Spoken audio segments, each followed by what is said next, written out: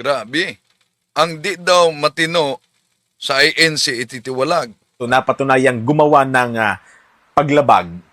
Paglabag man yan sa batas pantao, paglabag man yan sa batas ng Diyos, talagang ititiwalag yan. Yung mga hindi matitino, yung mga nakagawa ng pagkakasala, yung mga paglabag, talagang itiniwalag eh. Actually, handog ako eh. Sa kasaysayan ng INC, wala silang pinayagan na tumakbo sa politika. Merong nagpilit. Pero sabi mo nga, alam mo naman yung salitang tiwalag. Mga natiwalag sila. Nakakalungkot yun kasi kapag pinilit mo, ayun ay paglabag sa mga tuntunin.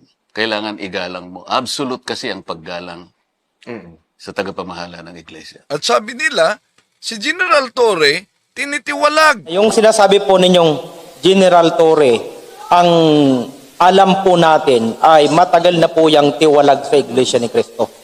Pag sinabi pong tiwalag sa Iglesia ni Cristo, hindi na po yan kaanib sa Iglesia ni Cristo. Ibig ba sabihin, hindi matino si General Torre? Yung mga hindi matitino, yung mga nakagawa ng pagkakasala, yung mga paglabag, talagang itiniwalag eh. Magsagawa tayo ng reaction video nitong tinig ng karunugan, vlogger na isang kaanib sa INC. Anong sabi niya? Lahat umano na mga hindi matitino ay dapat itiwalag sa Iglesia ni Kristong tatag ni Felix Manalo. Kung gayon, kung tunay ngang itiwalag, na pakinggan nyo naman si General Torre. Nangangahulugan bang siya ay hindi matino? At kung ganon, bakit sa kabila ng magtiwalag na para sa INC ay hindi matino, itinalaga siya bilang manager ng MMDA, di po ba? Dagdag ba dito, yung pagtiwalag kay Caramel Madriaga dahil sa kasalukuyang kaso, yung kidnapping. Ngayon, ang tanong, kung ang pinagbatayan ng INC tatag ni Felix Manalo ay ang kaso ni Madriaga na kidnapping, di ba alam ng karamihan na kahit si Senador Rodante Marcoleta ay may kasalukuyang kaso.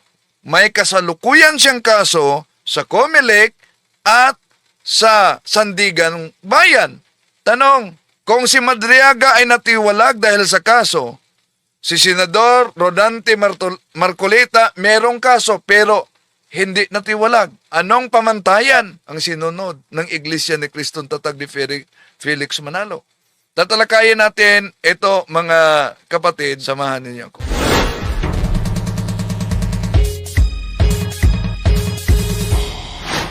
Kumusta? Welcome. Itong yung lingkod, Brad Wendell Talibong, muling makasama ninyo sa pagkakataong ito. At inaniyahan natin ang ating mga suking taga-subaybay. Huwag kalimutang pindutin ang like sa ating live. At huwag din kalimutang mag-subscribe sa mga bago pa lang. At pindutin ang bell button para updated kayo, mag-comment at i-share ninyo. Aniyahan natin ang ating mga suking taga-subaybay. Huwag kalimutan ding subscribe sa Factbusters PH. Nasa link natin sa descriptive title. At ang pangalawang channel, Pananampalataya at Katwiran, nasa link. At kung saan man kayo ngayon nakabase sa mga nanonood, paki-comment please kung saan kayo para alam natin kung saan kaabot ang bidyong ito, lalo na sa mga OFWs na nagsubaybay natin sa iba't ibang bansa sa ating mundo. Kumusta sa lahat nating mga suking taga-subaybay? Welcome! At di na natin pa tagalin pa, mga kapatid. May sikreto na nabunyag kung bakit si General Torre na ngayon manager sa MMDA ay natiwalag. At ayon nitong tinig ng karunungan, ang pagtiwalag sa INC, ano daw ang dahilan? Pagka ang isang miyembro ng Iglesia ni Cristo napatunayang gumawa ng paglabag man yan sa batas pantao, paglabag man yan sa batas ng Diyos, talagang ititiwalag yan. Yung mga hindi matitino. Ang mga hindi matitino, yung mga nakagawa ng mga kasalanan, titiwalag talaga sa INC. Pero kung ganon, mga kapatid, ibig ba sabihin, dahil nalaman na natiwalag si General Nicolas Torre III, ibig ba sabihin automatic kung hindi matino si General Torre? At may isinapubliko si General Marbel kung ano ang detalye bakit itong si General Torre ay tinitiwalag ng INC. Bakit? Hindi dahil sa katiwalian, ayon kay General Marbel. Hindi ayon sa imoralidad. At hindi din ayon sa paglabag sa batas. Ano ang dahilan na itiniwalag siya? Itiniwalag siya umano dahil nilapitan siya sa kaniyang inanibang relihiyon na pinipilit na huwag tanggapin ang kanyang assignment. Yung ina-assign siya para hulihin si Pastor Apollo Kibuloy. Sa halip na sundin ni General Torre ang presyur sa inaniban niyang sikta, mas pinili ni General Torre ang kanyang tungkulin ng tanggapin yung kanyang posisyon. Ang kanyang tungkulin sa pagsilbi sa bayan bilang PNP. Ito ang pahayag. Balikan natin si General Marbel. You know, ito isang sikreto. I hope General Torre will forgive me. But this is one secret na ngayon ko lang nalaman. At, ito po isang secret. I hope General Torre will not in any way get mad at me. Alam mo, Mr. General Torre was asked by someone from his religion na wag tanggapin itong Region 11 as RD Region 11. Kung hindi, that's a political implication and that's a religious implication. And I know Nick Torre choose the other side.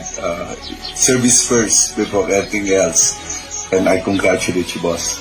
That's natiwalag siya dun sa kanyang religion and that's something that ang sasabi ko nga, it's always service first before anything else. And congratulations po sa inyo. And all my respect and salute.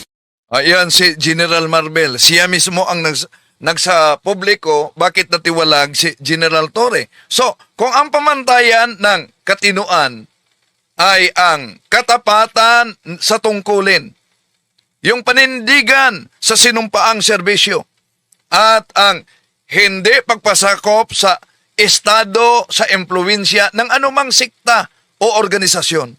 Paano magiging hindi matino ang isang opisyal sa pinipiling ipaglaban ang yung professionalismo at yung mandato sa batas sa kanyang tungkulin? Di ba? Sa halip na makita ito bilang hindi katinuan, mas malinaw na ang ginawa ni General Torre ay isang halimbawa ng integridad. Ang paglalagay ng serbisyo publiko higit sa pansariling interes o sa panrelihiyosong presyur, kung ito ang dahilan ng kaniyang pagtiwalag. Ang tanong,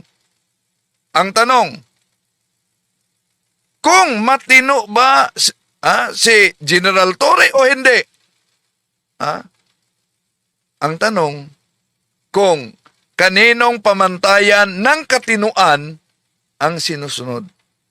Pero sa publiko nito ni General Marbel, nanatiling tahimik ang INC. You know, ito isang sikreto. I hope General Torre will forgive me. But this is one secret na ngayon ko lang nalaman. At,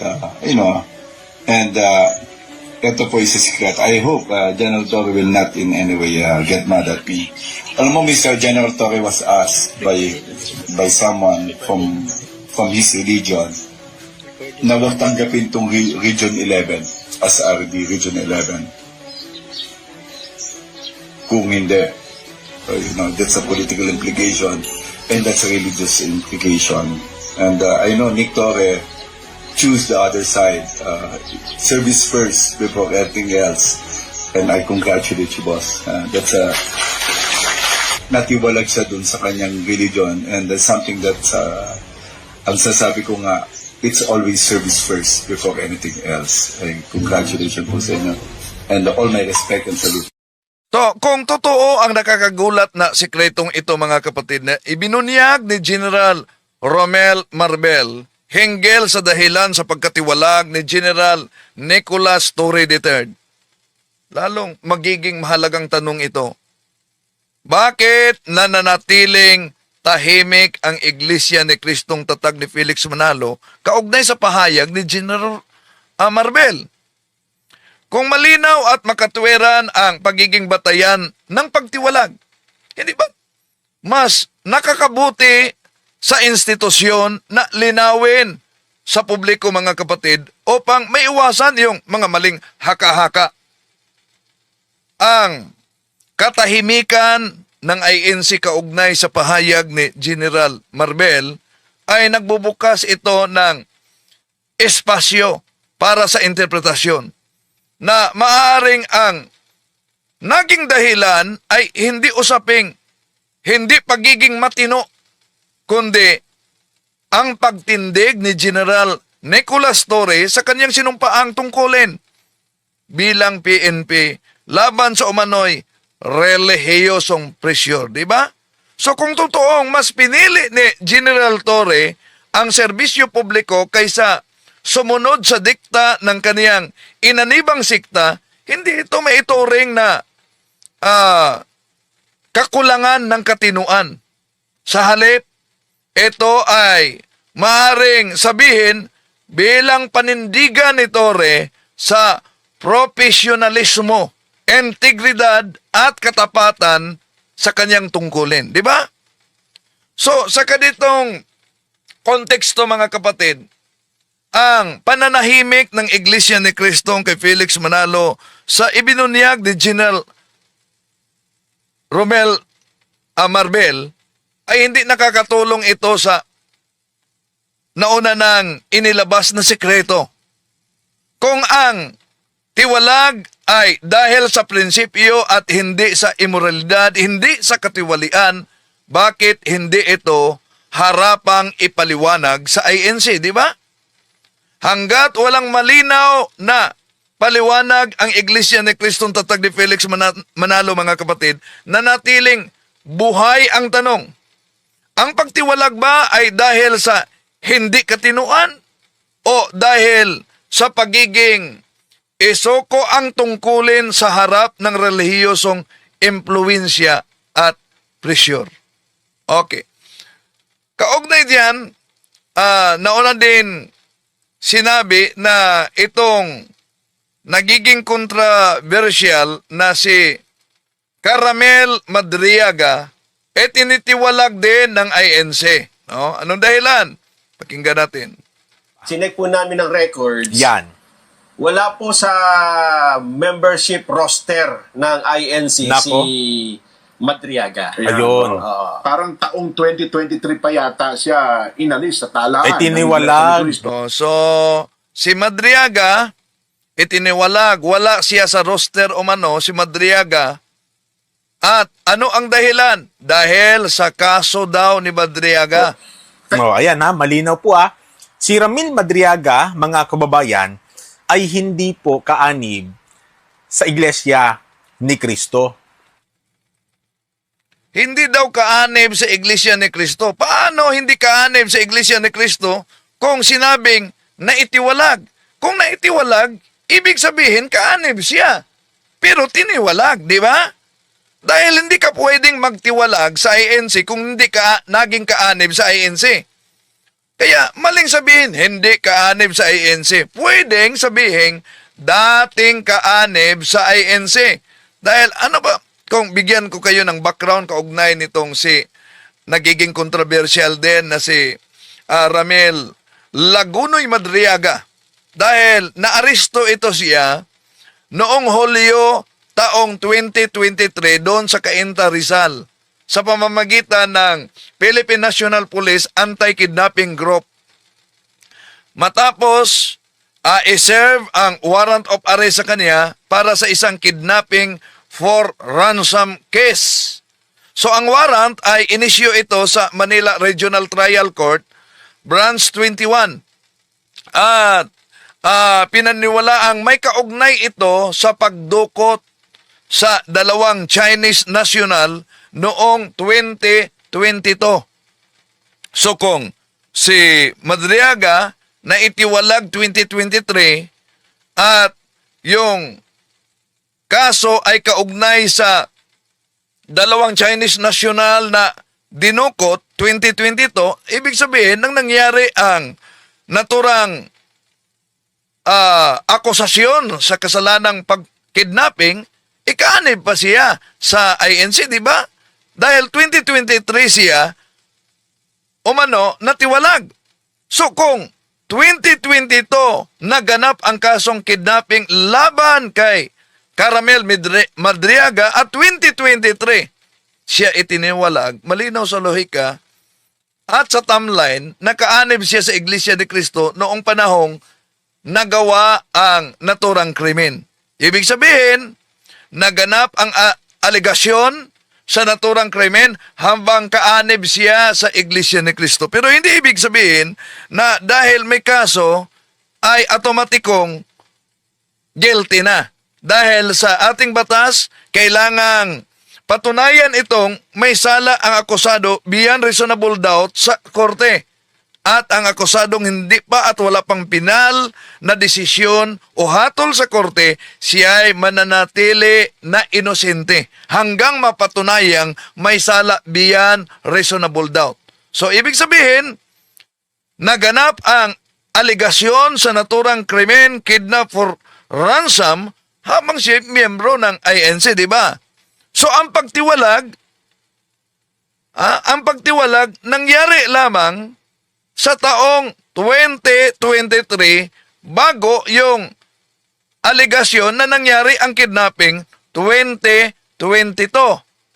So, kung iipilit na hindi siya miyembro, iyon ay totoo lamang matapos sa 2023. Pero hindi na-delete o nawala yung background niya sa kasaysayan na naging kaanib talaga siya sa INC, di ba?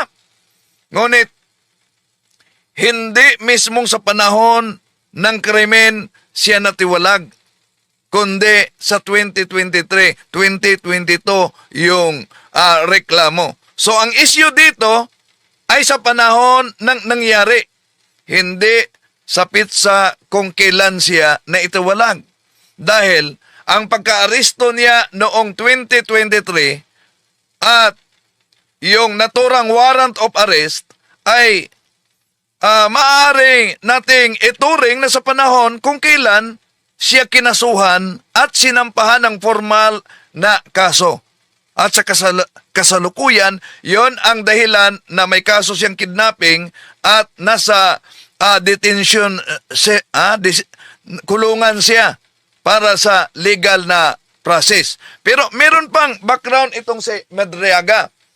Ang kasong kidnapping for ransom, hiwalay ito sa lumang kaso na naganap noong 1996. May kaugnay din sa kasong pagdukot sa isang negosyante na si Vicente Oy. Noong taong 1997, si Madriaga ay na-convict sa kaso. Na-convict siya sa kaso. 1997. Pero ang hatol ay na-overturn ito sa Supreme Court noong 2003. Bakit na-overturn sa Supreme Court? Dahil sa kakulangan ng ebidensya. Okay. Anong sabi ni Tinig ng Karunungan? Balik natin. Sinek po namin ng records. Yan. Wala po sa membership roster ng INC Nako. si Madriaga. Ayun. Parang taong 2023 pa yata siya inalis sa talaan. Ay, tiniwalag. ng Iglesia ni Cristo. Ayan malinaw po Si Ramil Madriaga, mga kababayan, ay hindi po kaanib sa Iglesia ni Cristo. Hindi daw kaanib sa Iglesia ni Cristo. Naging kaanib. Kaya nga, tinitiwalag. No? Bakit tinitiwalag siya? Dahil naging kaanib siya. hindi nabura ang pagiging history niya sa kaanib sa INC. At hindi pwedeng itiwalag ang isang tao na hindi kaanib sa INC. Di ba? Tama na nung natiwalag siya, ay hindi na si INC dahil natiwalag siya. Pero hindi nawala ang historical background na naging dating INC siya. Di ba? Oh. So, tuloy natin mga kapatid. Ano ang dahilan kung bakit kailangang itiwalag para sa INC? Pagka ang isang miyembro ng Iglesia ni Cristo napatunayang gumawa ng paglabag man yan sa batas pantao, paglabag man yan sa batas ng Diyos, talagang ititiwalag yan. Oh, so, yon. Pag napatunayan o mano na may sala, ititiwalag yan. Pero ang pahayag na kapag napatunayang gumagawa ng kasalanan sa batas ng Diyos at sa batas ng tao, ititiwalag ng INC, ay may malaking butas ito sa lohika kapag iniugnay itong kaso ni Caramel Madriaga. Bakit? Dahil ang pangunahing tanong dito, paano napatunayan ng Iglesia ni Cristo na nagkasala si Madriaga kung wala pang pinal na hatol o desisyon sa hukuman, di ba? Alam naman natin na sa batas ng tao, sa sistemang legal dito sa Pilipinas, sa ating bansa, malinaw ang prinsipyo. Innocent until proven guilty. Hanggat wala pang pinal na desisyon ng korte, ang isang akusado ay akusado pa lamang. Hindi yon kriminal. Kaya, walang pinal na hukom sa hatol. Ibig sabihin, wala pang pinal na conviction. Wala pang legal na deklarasyon na siya ay nagkasala beyond reasonable doubt. So, kung ganito ang kalagayan, ano ang basihan ng Iglesia ni Cristo kay Felix Manalo, mga kapatid, para sabihin napatunayan na siya ay nagkasala sa batas ng tao o sa batas ng Diyos, kaya yon ang dahilan na itiniwalag siya. So, kung sa usapin naman sa batas ng Diyos, kung igiit talaga ng INC, lalo na itong tinig ng karunungan, na ang batayan ay batas ng Diyos, abay, lalabas na magbigat din ang problema. Bakit? May sarili bang international, o yung tinatawag eternal court, ang Iglesia ni Cristong tatag ni Felix Manalo na humahalili sa hustisya ng ating Estado? May kakayahan ba silang magpataw ng pasya na para bang may tinatawag na divine certainty sa isang kaso na hindi pa nadesisyonan sa korte? Hindi ba taliwas ito sa prinsipyo ng katarungan na huwag humatol ng wala pang buong katotohanan, di ba? Yun talaga ang prinsipyo ng katotohanan. So, napakadelikadong implikasyon yan. Kung ititiwalag ang isang miyembro ng INC dahil lamang sa aligasyon na may kaso, ay ibig sabihin, ang paratang pa lamang ay sapat na pala para husgahan ang isang tao at itiwalag. Nawawala na ang pagitan ng akusasyon at katotohanan yan. At mas masahol na inunahan pa ang korte sa pagtiwalag. Paano nila na kumpirma na may kasalanan na talaga? Kung maalala ninyo, di ba? May kaso din na kidnapping si Madriaga pero na-overturn sa Supreme Court. Kulang daw ng ebidensya. So, kaya kung wala pang hatol ang hukuman, walang pinal na hatol, hindi pa napatunayan na ang akusado ay nagkasala sa batas ng tao. At kung wala pang malinaw na objektibo at makatarungang batayan, hindi din ito maituring na napatunayan sa harap ng Diyos na makasalanan. Kaya ang tanong ay mananatili at mas lalong lumilinaw. Kung wala pang pinal na desisyon sa korte sa nasabing akusasyon, mga kapatid, paano napatunayan ng Iglesia ni Cristo na tatag ni Felix Manalo na si Madriaga ay talagang nagkasala na? So ito ang sentro ng isyu. Hindi ang depensa sa krimen, kundi ang proseso sa paghatol. Di ba? Ang pahayag ng tinig ng karunungan na kaya yun ang dahilan na itiniwalag dahil sa kaso, abay pinangunahan na ang korte. Ha? Tuloy natin. Pagka napatunayan ha, kaya nga may paglilinis na tinatawag sa iglesia. O, kapag napatunayan, so paano nyo napatunayan na maski sa korte ay wala pang pinal na desisyon? Ha? So, ibig ba sabihin, basta may kaso lang para sa kanila na patunayan, kahit walang pinal na desisyon, kaya mas mabuting itiwalag na? Ang tanong, dito, di ba si Senador Marcolita, meron din kaso? May kaso siya sa Comelec, may kaso siya sa Sandigang Bayan. Wala pa ring desisyon. Pareho sila ni Madriaga. Pero ang tanong, bakit hindi natiwalag si Marcolita? Na pareho silang may kaso, pero wala pang desisyon. Tuloy natin. Sapagkat, batay po sa ako naman, hindi ako tagapagsalita ng Iglesia ni Cristo. Sabi ko nga, may sariling spokesperson ng INC, si Ka Edwil Zabala, no? Bakit? Ang mga natiran, matitino eh. Yung mga hindi matitino, yung mga nakagawa ng pagkakasala, yung mga paglabag, talagang itiniwalag eh.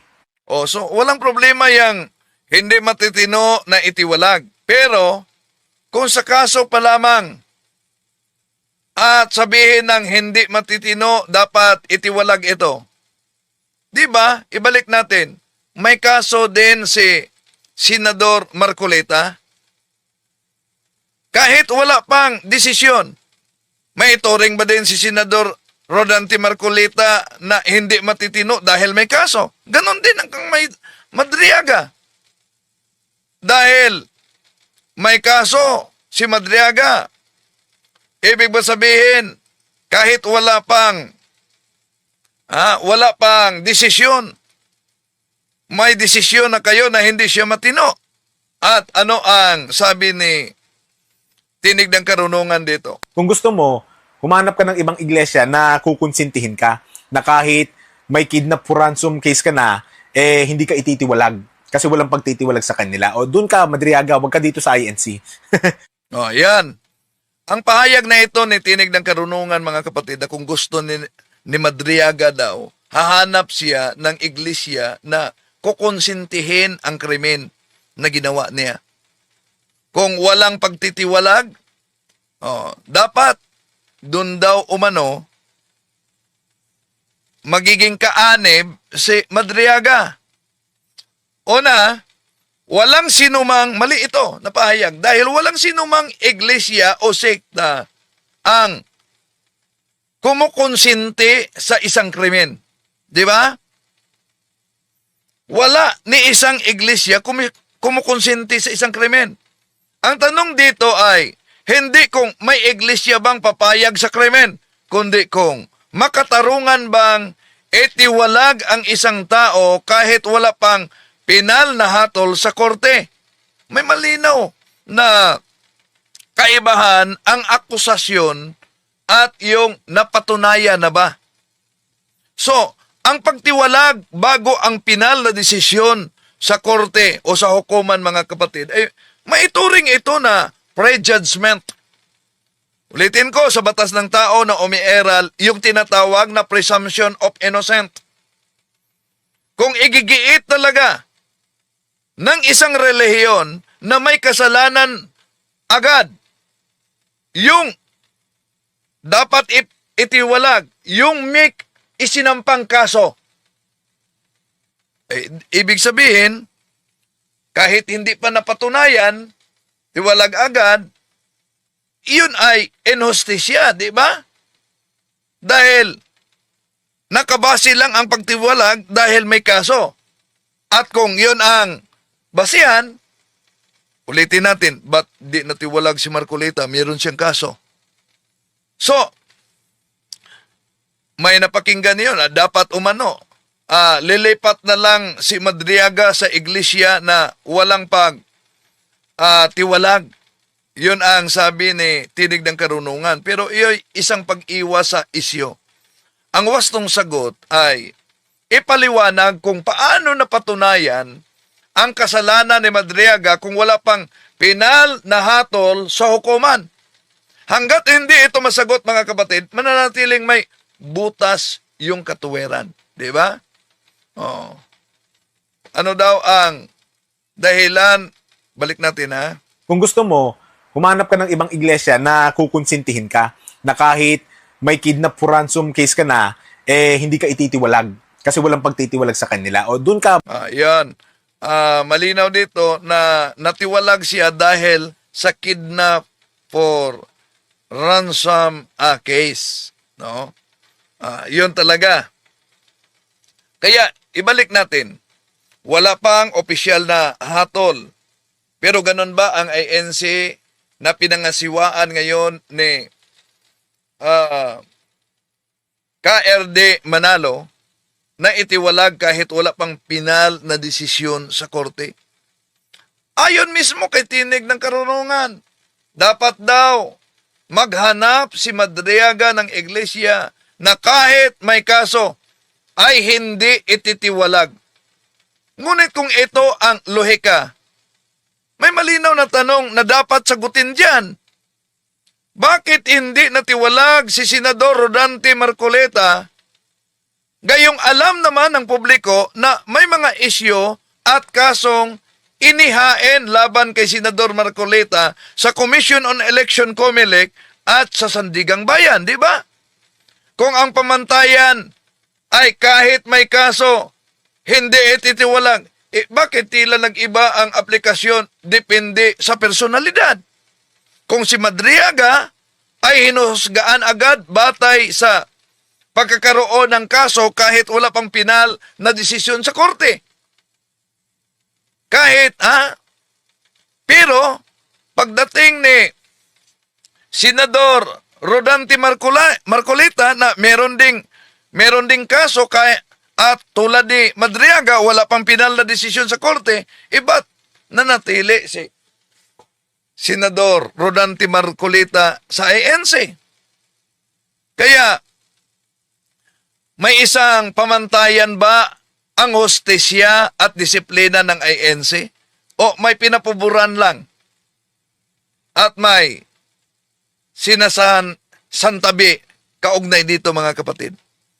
Hanggang hindi talaga masagot ng malinaw ang mga tanong na ito, hindi sapat na sabihing prinsipyo lang ang ipinairal.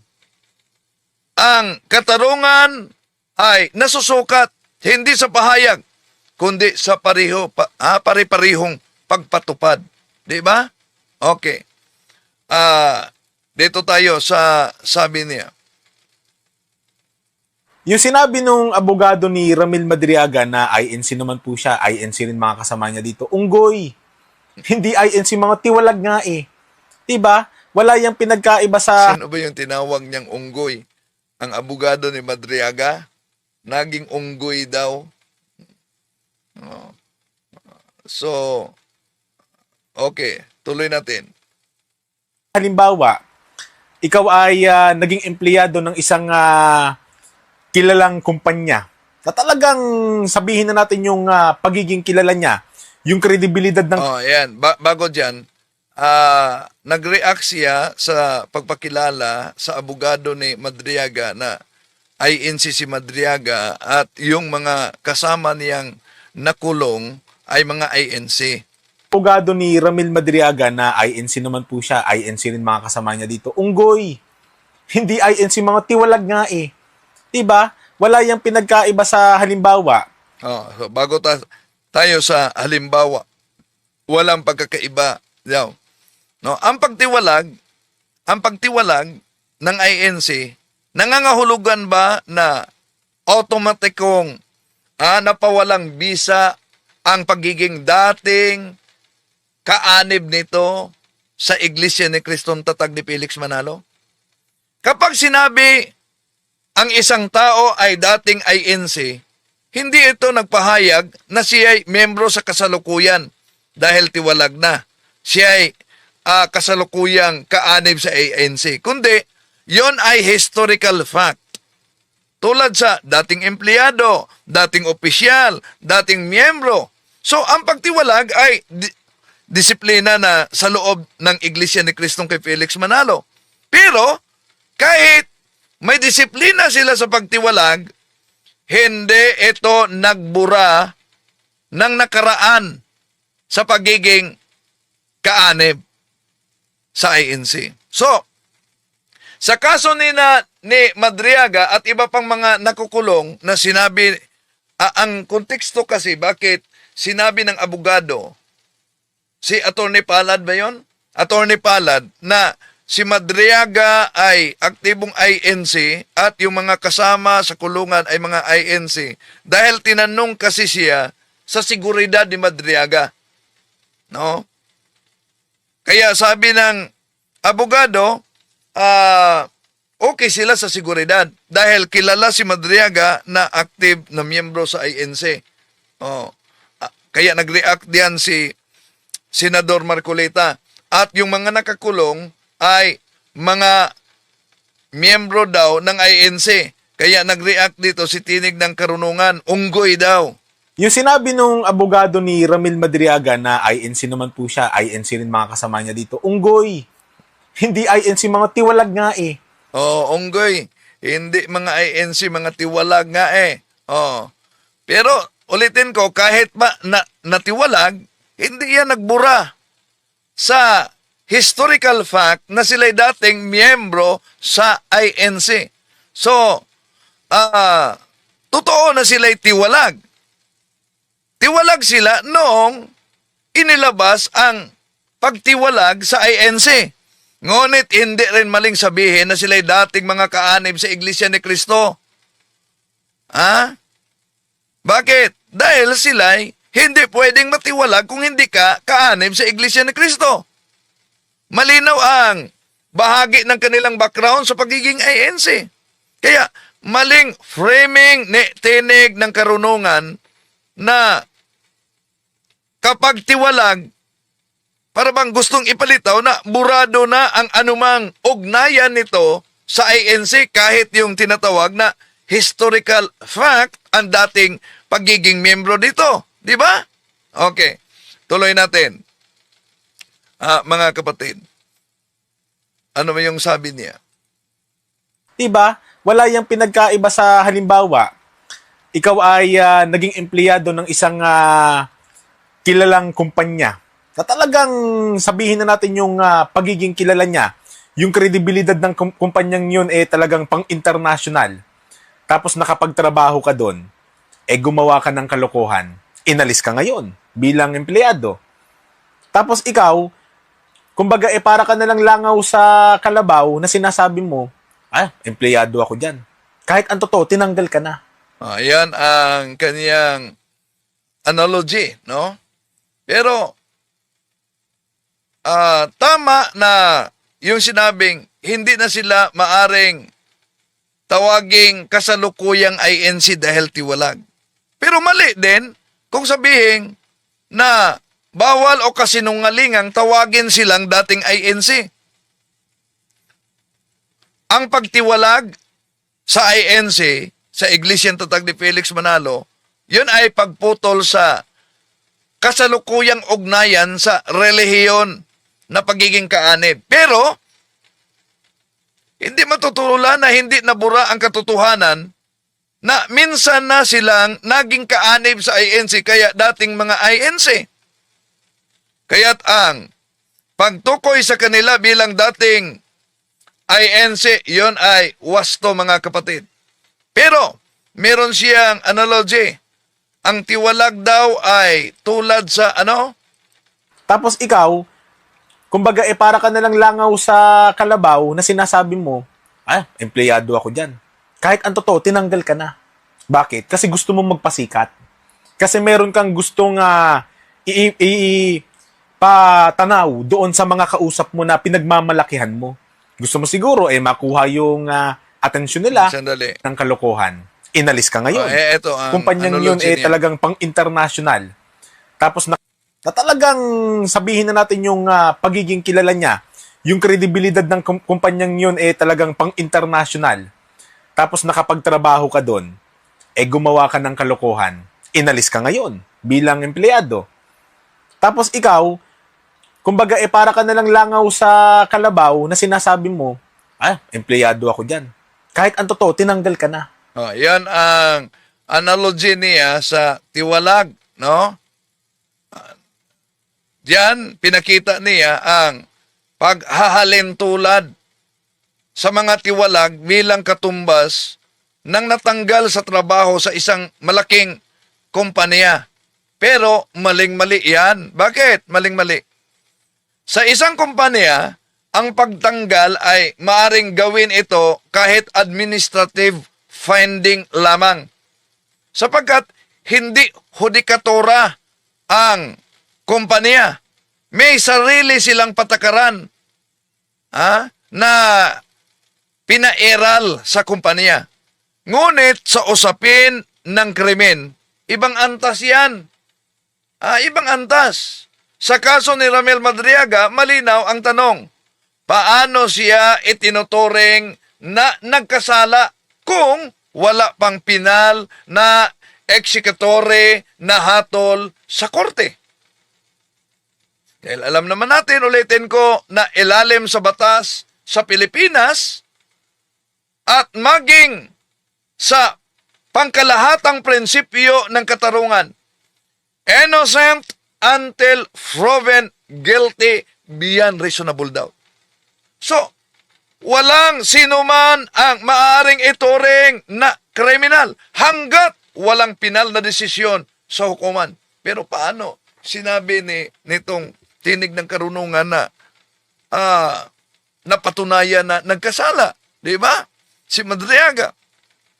So kung ang pagtiwalag ay ibinatay lamang sa akusasyon, ibinatay lamang sa reklamo, ibinatay lamang sa kaso, lalo na kung ang kaso'y pending, lumalabas na nauuna pa ang pagbura bago ang hatol. Nauuna ang pagtiwalag bago ang desisyon sa korte. Ibig sabihin, pinalitan ng siktang INC ang papel ng hukuman. Di ba malinaw na paglabag ito sa prinsipyo na tinatawag na due process? Kung gayon, hindi sapat ang palusot na ang paghahambing sa isang mga trabahante nagtatrabaho sa kumpanya. Dahil ang tanong ay hindi kung may kaso, kundi kung napatunayan ba ang kasalanan sa tamang proseso ng batas, di ba? Kung wala pang pinal na hatol, walang legal at moral na batayan para sabihin nagkasala na. At kung may pagtiwalag na nangyari, dapat ipaliwanag. Kung ito ba ay nakabatay sa ebidensya, ito ba ay nakabatay sa proseso o ito'y akusasyon lamang.